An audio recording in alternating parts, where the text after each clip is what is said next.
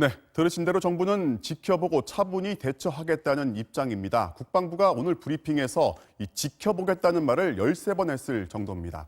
그만큼 지켜보는 거 말고는 딱히 할 수 있는 게 없는 상황, 정부도 물론 답답할 겁니다. 하지만 이런 상황에 오기까지 정부가 너무 수동적으로 대처했다는 비판도 나옵니다. 이어서 이정은 기자입니다. 개성공단에서 의류공장을 운영했던 박진성 씨. 한때 북한 노동자 900명과 함께 일하며 연매출 80억 원을 기록하기도 했습니다. 하지만 2016년 개성공단 폐쇄로 기계를 고스란히 놓고 나왔습니다. 아직까지 남은 옷감으로 옷을 만들며 그래도 언젠가 돌아갈 거란 희망으로 버텨왔습니다. 그런데 북한이 아예 공단을 없앨지도 모른다는 소식에 다시 눈앞이 깜깜해졌습니다.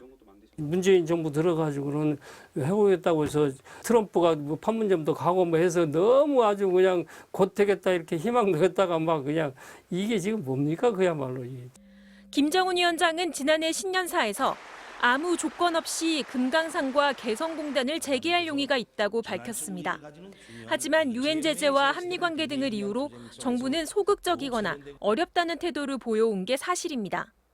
미국이 막는다고 그렇게 못 나오면서 그걸 선순환이라고 남북관계와 한미관계 선순환이라고 하는 말로 정당화시키지 마라.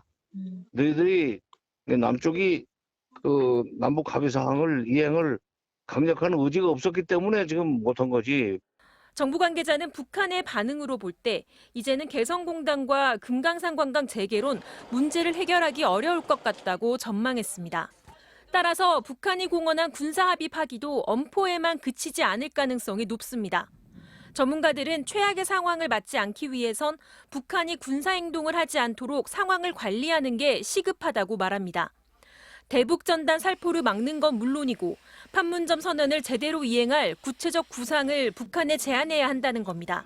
7.27과 같은 이제 특정 시점, 이런 시점에 좀 맞춰서 군사 문제하고 안전보장 문제를 전면에 내세우는 제안, 그게 굉장히 필요하다고 봐요. 또 국제사회를 향해 한국이 남북관계의 독자성을 보다 강조해야 할 필요성도 제기됩니다. 물론 한국만 나선다고 될 일은 아닙니다.